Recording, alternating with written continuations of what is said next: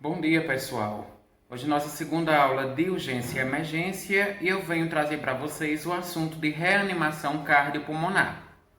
Reconhecer um paciente em parada cardiorrespiratória é fundamental para que de imediato se possa haver as condutas de reanimação e as manobras que poderão salvar a vida daquele paciente. Quero, no início dessa aula, tranquilizar todos vocês, porque apesar de a gente estar vendo essa parte teórica agora de forma remota, à distância, mas tão logo a gente retorne para a instituição, quando tiver passado toda essa pandemia, nós iremos sim ter práticas. Vou ensinar a vocês na prática como é feita a reanimação. Creio que muitos de vocês já têm uma noção, porque alguns fizeram curso de suporte básico de vida e isso foi mostrado a vocês como é essa prática de reanimação cardiorrespiratória. Bem, vamos lá. A parada cardiopulmonar, ela é uma condição de emergência, provavelmente a mais severa de todas, porque se não houver a intervenção ali rápida e necessária, o paciente pode vir a óbito se ele ficar muitos minutos ali parado. E a parada cardiorrespiratória ela é causada por muitas coisas. Muitos são os fatores que causam uma parada. Pode ser problemas prévios, cardíacos, picos hipertensivos, por exemplo. Um paciente com pico hipertensivo, ele poderá desenvolver parada cardiorrespiratória, bem como com outros problemas evidentes que culminam nesse quadro grave. E existem dois tipos de ritmos cardíacos que podem levar o paciente a uma parada cardiorrespiratória. É a fibrilação ventricular sem pulso. Nesses casos, esse paciente ele vai necessitar de uma desfibrilação. O que é uma desfibrilação? É aquele choque que é dado com o desfibrilador externo automático, aquele aparelho de choque que é dado no peito do paciente, no tórax. E isso vai reverter a parada se esse ritmo dessa parada for a fibrilação ventricular sem pulso. Já em outros ritmos, como por exemplo a sistolia, que é um outro ritmo onde há uma cessação total da atividade elétrica do coração, o paciente não vai necessitar de um choque para reverter aquele quadro daquela parada dele. Ele vai necessitar apenas das manobras de reanimação, as compressões cardíacas e as ventilações, que nós iremos falar mais adiante delas. O tempo de ouro para salvar uma vítima de parada cardiorrespiratória é de 1 minuto, para manter a vida desse paciente. Então, depois que se passa 1 minuto desse paciente parado, você pode conseguir reverter ele, porém as chances diminuem gradativamente. Então, para que esse paciente tenha uma boa sobrevida e um bom resultado nessas manobras, ele precisa começar a ser reanimado ainda no primeiro minuto de parada. E as finalidades da reanimação é manter a vitalidade e a sobrevida do paciente. Mas quando você olha assim para um paciente, o que é que diz que esse paciente parou na sua frente? Porque pode ser simplesmente um desmaio, uma perda súbita da consciência, mas o paciente continua ali respirando e continua com circulação sanguínea. Então, os sinais e sintomas de uma parada são cessação da circulação sanguínea. Você vai palpar os pulsos desse paciente aqui, pulso carotídeo, pulso femoral, ou os pulsos periféricos como radial, braquial, e você não vai sentir esse pulso do paciente. É o primeiro sinal evidente de que o paciente está em parada cardiorrespiratória. Na questão respiratória, ou esse paciente cessou as ventilações dele, você chega próximo a ele, chama, toca nele, chama pelo nome, se você souber o nome dele. Se esse paciente não responde, ele está inconsciente, ele não tem circulação, ele não tem ventilação, você chega próximo da boca dele, tentando sentir a presença de ventilação. Mas se ele não ventila, você também pode observar o tórax, se esse tórax está expandindo, se ele tem movimentos respiratórios. Caso não, então é porque esse paciente também está em parada respiratória. Diminuição do estado de alerta, desmaio sem aviso. Então, o paciente que para é aquele paciente que de repente tem um desmaio, cai e perde subitamente a consciência, acompanhado desses outros sintomas que falei para vocês: cessação da respiração, cessação da circulação sanguínea e perda da consciência.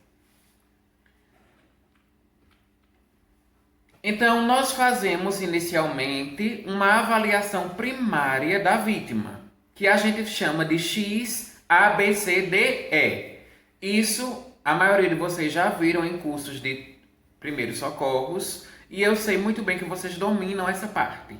O que é a avaliação XABCDE? Primeiro eu chego próximo de um paciente que está com suspeita de parada cardiorrespiratória, eu vou avaliar e verificar a situação clínica desse paciente. X é a questão de hemorragias. Então eu observo, esse paciente tem hemorragias? Tem algum sangramento evidente?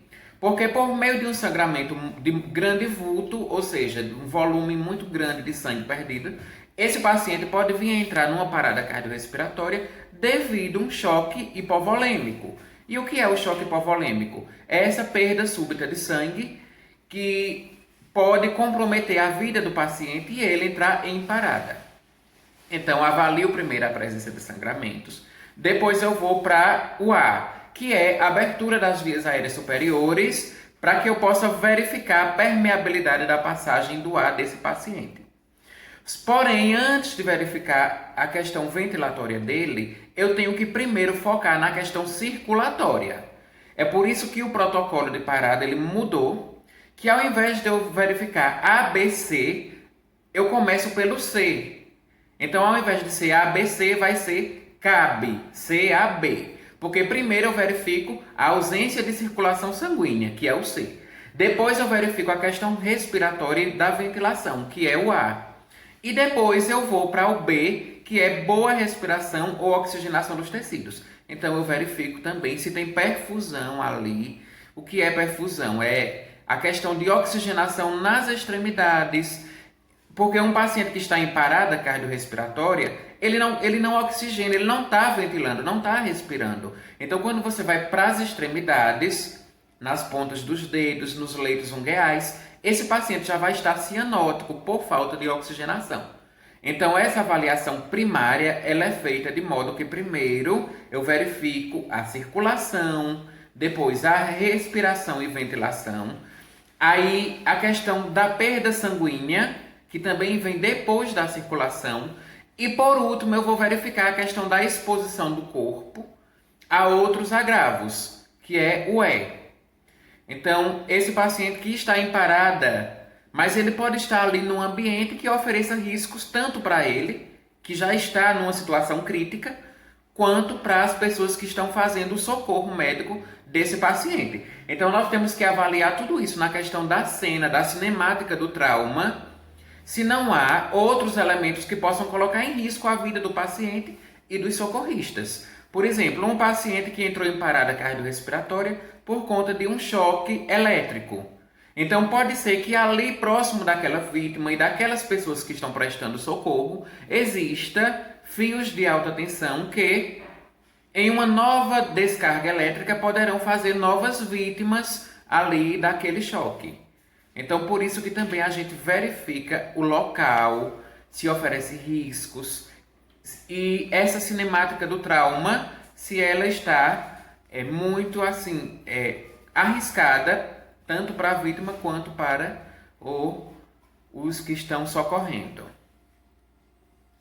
Então, as chances de sobrevida do paciente vão depender de uma série de fatores ou eventos após a constatação da parada. Então, o paciente sobrevive se houver uma rápida condução e início da reanimação. Isso pode ser feito tanto por profissionais treinados quanto por pessoas leigas que estejam ali próximas à vítima. Porque o paciente ele não se sabe o local, nem o horário, nem quais as circunstâncias que ele vai parar. Pode ser que ele pare no meio do nada, no meio numa via pública, onde só estejam passando ali pessoas leigas que não entendem sobre reanimação, mas aquele paciente vai ter aquelas pessoas por ela naquele momento, por ele naquele momento. Então, para uma boa sobrevida, é muito importante que haja uma rápida condução. A idade do paciente influencia muito, porque é muito mais fácil você reanimar um paciente mais jovem em parada do que um idoso. A questão de comorbidades, se esse paciente que entrou em parada cardiorrespiratória, se ele já for um hipertenso, um diabético, um asmático, se ele for uma pessoa que seja portador de uma doença crônica ou degenerativa, então esse paciente vai ter uma chance maior de morrer naquela parada e terá uma chance menor de ser reanimado do que outro paciente que não apresenta outras comorbidades. Existe também um diferencial quando esse paciente para fora do ambiente hospitalar, que a gente chama de parada cardiorrespiratória extra-hospitalar, daquele paciente que já está internado, muitas vezes em estado grave, e que evolui a questão do problema de saúde dele, ele evolui para uma parada cardiorrespiratória já no ambiente intra-hospitalar, muitas vezes nos ambientes de UTI ou de clínicas. Então, as condutas frente a esse paciente que para, tanto no ambiente extra-hospitalar quanto no ambiente intra-hospitalar, serão as mesmas. Porém, no ambiente extra-hospitalar, a dificuldade para reanimar esse paciente vai ser maior. Porque, como já falei, pode ser que naquele momento não tenha ali a presença de profissionais treinados. Então, a cadeia de sobrevida na reanimação cardiopulmonar, ela diz o seguinte: se esse paciente para no ambiente intra-hospitalar, ou seja, dentro do hospital, primeiro tem que se ter vigilância e prevenção. Então, aquela equipe que está ali no plantão tem que ficar vigilante. Se for um paciente que já tenha riscos de parar, tem que haver essa vigilância, essa fiscalização, ficar realmente de olho no paciente para que ele, se ele vier a ter uma parada, que possa ter ali uma conduta rápida. Depois, reconhecimento e acionamento do serviço médico. Dentro do ambiente intra-hospitalar, você tem que chamar imediatamente um médico se o paciente parar. Aí, imediatamente já iniciam as manobras de reanimação, que são compressões cardíacas, eu vou falar delas daqui a pouco, e seguidas de ventilações de resgate. Logo em seguida, tem que haver ali uma rápida desfibrilação. Como esse paciente está dentro do ambiente hospitalar, então espera-se que naquele hospital se tenha um desfibrilador, que é o aparelho de choque. Então, enquanto se providencia o aparelho de choque, a equipe que está ali a postos com o paciente já inicia as manobras de reanimação. E vai ali comprimindo, até que esse desfibrilador, ele possa ser instalado rapidamente no paciente, e daí o DEA vai analisar o ritmo, se é um ritmo chocável ou se não é chocável. E a última coisa da cadeia de sobrevida do paciente dentro do ambiente hospitalar é o suporte avançado de vida e cuidados pós-parada. Ou seja, se a equipe conseguir reverter aquele paciente, aquela parada, esse paciente ele vai ter que ser encaminhado imediatamente para uma UTI, caso ele esteja em um quarto normal de enfermaria, ou para uma CTI, uma unidade de cuidados avançados, ou de suporte hemodinâmico. O que é isso? São unidades especializadas no tratamento do paciente que sofreu uma parada, seja em quarto de UTI, seja CTI ou um centro especializado em hemodinâmica para esse paciente que se recuperou da pós-parada, para que não venha a acontecer novos quadros, que ele não possa parar sucessivas vezes. Se esse ambiente estiver num ambiente fora do hospital, primeiro tem que ser reconhecido que ele está parado. E aí as pessoas, de forma geral, devem reconhecer os sinais e sintomas de parada cardiorrespiratória para que no ambiente extra-hospitalar possa haver ali uma rápida conduta frente àquele paciente. Depois inicia imediatamente as manobras de reanimação. enquanto se vai providenciando um desfibrilador. No entanto, não é corriqueiro, não é comum que se consiga um desfibrilador ali rápido, naquele momento do paciente parado, por exemplo, no meio da rua. Então a conduta é ligar imediatamente para o serviço médico, para o SAMU, para os bombeiros, porque vai vir aquela equipe especializada e treinada para começar as manobras pelos profissionais que irão atender aquele paciente. Porém, volto aqui a dizer e repito, as pessoas leigas não precisam ficar esperando que o socorro médico chegue.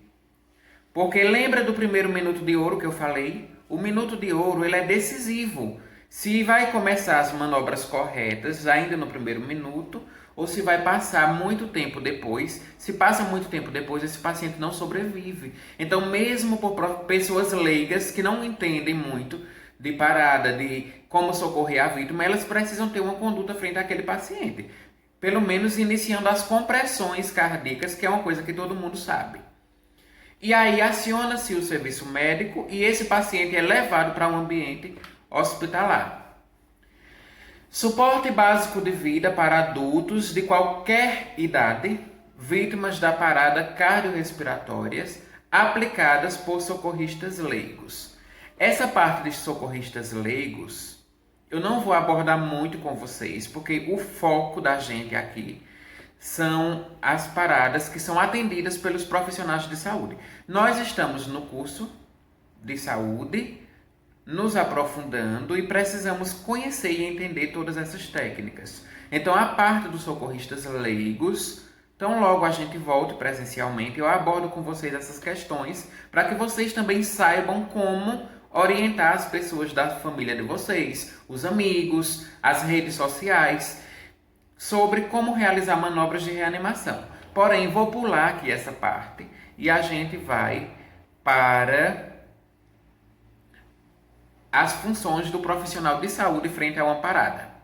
Então, a primeira coisa é que socorristas treinados, eles são encorajados a executar simultaneamente algumas etapas. Verificar se há respiração e pulso ao mesmo tempo. Então veja, antigamente o protocolo de parada dizia o seguinte: primeiro você verifica a circulação, depois de um tempinho, se não há circulação, você vai ali para a respiração, olha se a vítima está respirando. Depois você pode retirar as peças de roupas do paciente para que você inicie as manobras de reanimação. Então, o novo protocolo sugere o seguinte: que você, na avaliação daquela vítima, não demore muito tempo avaliando ela. Não faça essa avaliação de forma intercalada, ou seja, primeiro faz uma coisa, depois outra, e assim vai demorando e perdendo tempo. Então a recomendação é: verifique se a vítima tem pulsação, você vai palpar os pontos de pulso daquela pessoa, artéria carotídea, artéria femoral e artérias periféricas. Se não há, aí ao mesmo tempo que você vai palpando essa pessoa, você já verifica a questão ventilatória. Se tem movimentos respiratórios, se tem ventilação, se consegue respirar, se não consegue. Então, são procedimentos simultâneos que vão ali dar tempo tanto ao profissional que vai socorrer, quanto à vítima que será socorrida o mais rápido possível. Aí os objetivos dessa estratégia de fazer as coisas assim simultaneamente, não se deve analisar as etapas da parada, como falei, uma após a outra, mas ao mesmo tempo. Se houver 2 ou mais socorristas, isso vai influenciar muito na questão da manobra de reanimação. E eu vou dizer já já o porquê. Quanto mais socorristas estiver disponível ali para salvar aquela vítima, as chances de sobrevida dela serão maiores. Porém, o trabalho de um único socorrista pode também reverter uma parada. Não é porque vai ter apenas uma pessoa ali para socorrer aquela vítima que vai deixar de fazer a reanimação porque eu estou sozinho, jamais. Porém, quando se tem 2 ou mais socorristas, aí a gente diz que essa reanimação ela tem uma chance maior dela ser de alta qualidade, ou seja, de conseguir reanimar de forma adequada e qualificada esse paciente.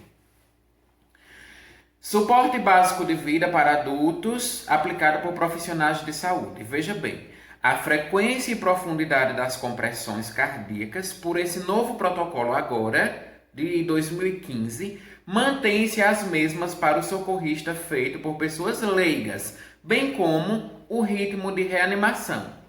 Recomenda-se aplicar 30 compressões torácicas para 2 ventilações de suporte. Então esse é o ritmo, são os ciclos de reanimação. Você comprime o paciente 30 vezes, ali fazendo aquela manobra, uma mão entrelaçada na outra. Você vai utilizar essa região aqui da mão, que a gente chama região hipotenar, para poder comprimir bem esse tórax do paciente. Você não pode usar aqui o meio da mão, por exemplo, porque você não vai ter tanta força para afundar aquele tórax, como se quando você comprime com a região hipotenar da mão. Você também não pode usar as pontas dos dedos para afundar o tórax do paciente, porque qual é a força que você tem nos dedos para afundar o tórax? Quase nenhuma. Então o procedimento correto é 30 ventilações de resgates para 30 compressões torácicas para 2 ventilações de resgate, certo? Uma mão entrelaçada na outra, dedo no dedo. De preferência, a mão de baixo fica aberta e a mão de cima, que está em cima, fica entrelaçada. A mão que fica embaixo, para afundar o tórax do paciente, deve ser a sua mão dominante. Então, se você é direito, você vai deixar a mão direita embaixo. Se você é canhoto, você vai deixar a sua mão esquerda embaixo, porque isso vai lhe dar mais apoio para afundar o tórax do paciente. Para que haja retorno total da parede do tórax após cada compressão, o socorrista deve evitar apoiar-se na parede do tórax. Então, às vezes, o socorrista ele faz tanto aquelas compressões, aquela coisa ritualizada, aquele ritual que acaba cansando. E a tendência do profissional é fazer o quê? Fazer isso. Se apoiar sobre o tórax do paciente. O protocolo diz que o profissional de saúde deve evitar ao máximo apoiar-se sobre o tórax do paciente. Por quê? Porque quando você apoia, você vai evitar que esse tórax ele retorne à sua posição normal. Porque veja, o coração, quando a gente vai estudar a fisiologia cardíaca, a gente sabe que o coração ele contrai e ele relaxa. Então é a sístole e a diástole. Contraiu, relaxou, contraiu, relaxou. Para poder a gente manter esse ciclo de contração e relaxamento do coração que já está parado, nós precisamos fazer com que essas compressões possam, ao afundar o tórax, comprimir o coração e depois deve haver um retorno total desse tórax para que o coração também relaxe de forma satisfatória. Então é por isso que se deve evitar encostar-se ou se apoiar sobre o paciente para que esse tórax dele possa retornar com eficiência. Se o paciente está em parada cardiorrespiratória e tem uma via aérea avançada, aí a frequência de ventilações e respirações muda. Atenção aqui nesse detalhe, gente. Primeiro, o que é uma via aérea avançada?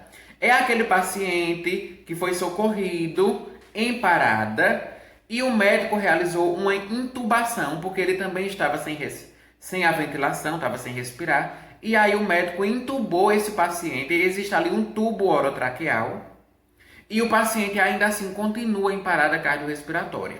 Nesses casos, muda-se o ciclo de reanimação, porque se o paciente está intubado, ao invés de você comprimir 30 vezes e ventilar ele 2 vezes para cada 30 compressões, você vai comprimir esse tórax do paciente de forma ininterrupta, ou seja, você não vai dar pausas de jeito nenhum nessas compressões cardíacas.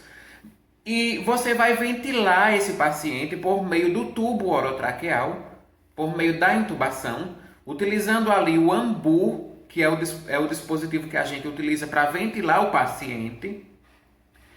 Esse ambu, que também é chamado de dispositivo válvula máscara bolsa, mas a gente conhece popularmente por AMBU. Ele vai ser acoplado diretamente no tubo orotraqueal, e aquele profissional que está na parte ventilatória, socorrendo o paciente, ventilando ele, vai promover ventilações de resgate a cada 6 segundos. Isso significa que o paciente vai ser ventilado em 1 minuto cerca de 10 vezes, que é o suficiente para manter a oxigenação pulmonar dele e a oxigenação também do sangue. Então vamos aqui novamente focalizar. Veja, se esse meu paciente parou, mas ele não tem uma via aérea avançada, ele não está entubado, as manobras básicas de reanimação serão aquelas que são 30 compressões para 2 ventilações. Porém, se esse paciente está entubado, isso é muito comum acontecer no ambiente intra-hospitalar, pacientes que já estão entubados e desenvolver parada cardiorrespiratória, aí muda-se esse ciclo de compressões, esse ciclo de reanimação. Você comprime ele de forma ininterrupta, ou seja, sem parar as compressões, e você ventila ele a cada 6 segundos. Ai, cansei. Mas vamos lá, vamos seguir porque ainda tem muita coisa para a gente ver. Essa aula de parada, ela é muito assim, os detalhes eles são muito minuciosos, então é por isso que a gente precisa ir com calma e, claro, mais uma vez repito e tranquilizo vocês, que quando a gente voltar na modalidade presencial, nós iremos treinar e iremos aprofundar mais ainda esses conhecimentos de parada. ênfase nas compressões torácicas para profissionais de saúde. Aplicar compressões torácicas e ventilações em todo paciente com parada cardiorrespiratória em curso. Então, o que é que o profissional socorrista pode fazer e deve fazer e o que é que ele não pode fazer? Vamos lá. Os socorristas devem realizar compressões torácicas a uma frequência de 100 a 120 por minutos. É por isso que se eu comprimir o meu paciente 30 vezes a cada 2 ventilações, isso vai dar mais ou menos aproximadamente de 100 a 120. Agora, o que é que não pode? Não pode eu comprimir esse paciente de forma insuficiente, de modo que haja menos de 100 compressões por minuto. Porque ali não vai ser suficiente para bombear o coração, para atingir ali o coração de forma que essa compressão seja eficaz. E também eu não posso executar uma manobra muito rápida, comprimindo ali de forma muito rápida, de modo que ultrapasse 120 compressões por minuto, porque ali eu também vou provocar lesões no paciente por causa de porque eu estou exagerando na questão da frequência das compressões. O que é que o socorrista pode fazer? Pode comprimir a uma profundidade de pelo menos 2 polegadas. Pelo novo protocolo, 2 polegadas significam, entre 2 e 2,5 polegadas, significam que aquele tórax do paciente, ele deve ser aprofundado a uma profundidade entre 5 e 6 centímetros. Então, até isso, os estudos, eles preconizam, eles recomendam que essa profundidade das compressões torácicas, que esse tórax do meu paciente afunde de 5 a 6 centímetros. Isso significa mais ou menos 2 polegadas de afundamento do tórax. Então veja, você não pode também fazer uma compressão muito superficial, porque não vai afundar o tórax do paciente, não vai atingir ali o músculo cardíaco que precisa desse estímulo da compressão. E você também não pode exagerar, fazer uma compressão muito profunda, porque você vai promover ali traumas, fratura de costelas, perfuração do pulmão. E também não vai conseguir reanimar o paciente se a amplitude e a profundidade dessas compressões forem muito grandes ou exageradas.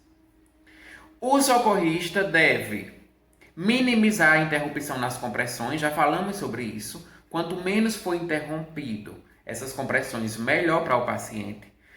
E ele não deve também ventilar, ele não deve Aplicar as ventilações excessivas, ou seja, uma quantidade excessiva de respirações ou respirações forçadas. Então, você não pode interromper as compressões, você tem que evitar as interrupções e você tem que também fazer a ventilação dele de forma adequada, de modo que você não ventile ele exageradamente ou que não falte ventilação para ele.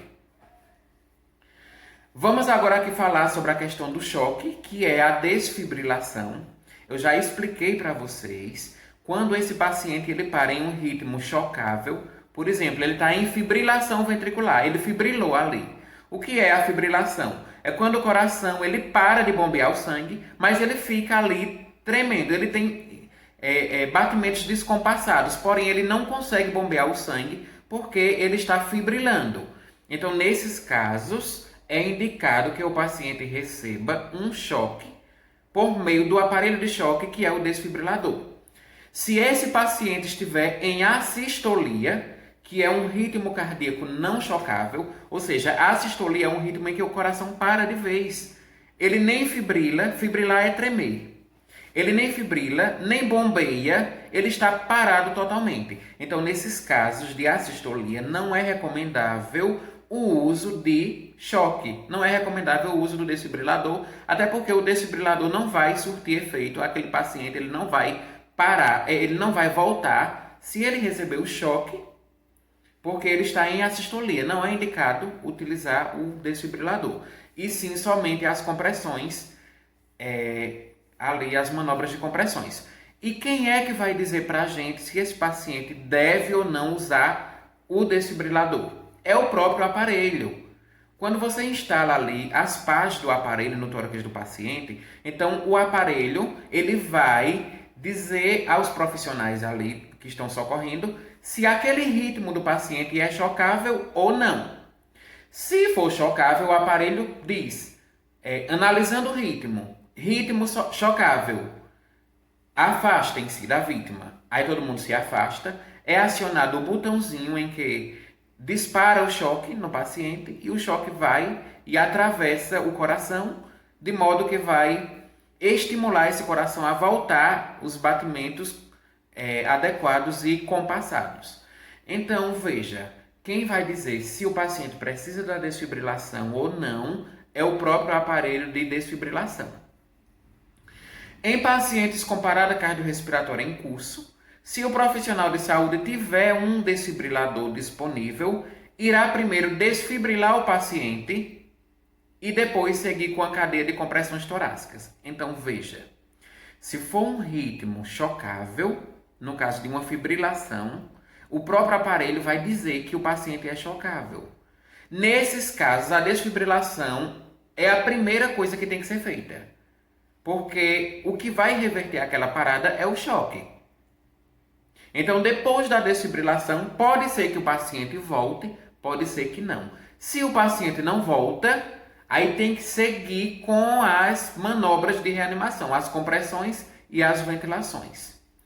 Mas se não há um desfibrilador, principalmente se esse paciente está na rua, não tem como arrumar um desfibrilador ali na hora, as pessoas que estão ali em volta do paciente devem iniciar prontamente a sucessão de compressões enquanto se obtém o aparelho. Então, a recomendação é, não tem o aparelho, inicie imediatamente as compressões cardíacas e ventilações de resgate. Tem o aparelho, já vai instalando ali para ele analisar o ritmo do coração. Se for indicativo que se deu choque, deve-se então acionar o botãozinho de choque para que o paciente receba aquela descarga elétrica. Enquanto se prepara as pás do DEA, as pás são as duas superfícies do aparelhozinho que vão estar em contato com o paciente. Você coloca uma das pás aqui nessa parte de lado, da região torácica, e a outra pá aqui mais ou menos na linha hemiclavicular. Essa parte aqui é um pouco acima do mamilo, no peito do paciente, é onde é a localização de uma das pás, e a outra aqui nessa parte lateral do tórax. E aí, enquanto se prepara essas pás, outro socorrista deve manter sem interromper as manobras de compressão cardíaca. Então veja como é importante também manter as compressões, mesmo se for indicativo de chocar o paciente, enquanto vai se preparando o equipamento, outros socorristas devem manter as compressões cardíacas ali com ele. A ênfase na velocidade das compressões torácicas. A frequência das compressões, ela mantém-se de 100 a 120 por minuto. Então, já falei para vocês que os socorristas eles devem comprimir o tórax do paciente de 100 a 120 vezes. Por que não fazer compressões acima de 120 por minuto? Como já falei, já respondi a vocês. Porque compressões exageradas, compressões múltiplas, elas geram traumas ao paciente e não vai conseguir ali reverter a parada. E por que não fazer compressões abaixo de 100 vezes por minuto? Porque isso vai ser insuficiente também para reanimar o paciente.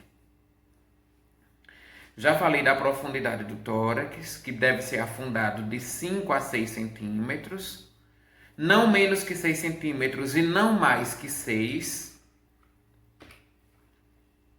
ênfase no retorno do tórax, já também comentei com vocês que o profissional socorrista deve evitar estar se apoiando no tórax do paciente, porque ele precisa que haja esse retorno do tórax, até mesmo pela questão das fases do bombeamento cardíaco, a sístole e a diástole. Então tem que haver tanto a compressão como o relaxamento daquele tórax.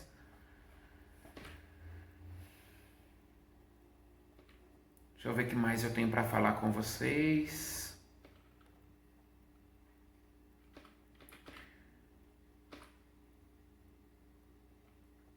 Segurança do local, então verificar se aquele local é seguro para você socorrer o paciente. Se aquele local oferecer algum risco, você imediatamente puxa o paciente para um local seguro.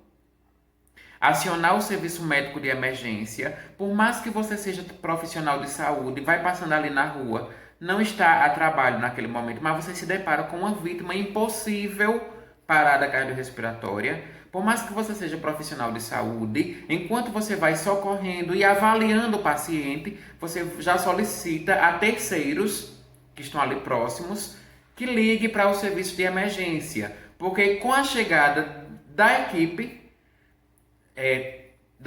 técnica, você vai ter ali um suporte a mais para socorrer esse paciente. E vai ser muito mais fácil reverter uma parada se tiver em conjunto com outros socorristas do que você sozinho. Relação compressões e ventilações com via aérea ou sem via aérea. Já falei também para vocês. Quando esse paciente está entubado, é uma coisa. Quando ele não está entubado, aí muda essa questão dos ritmos da reanimação.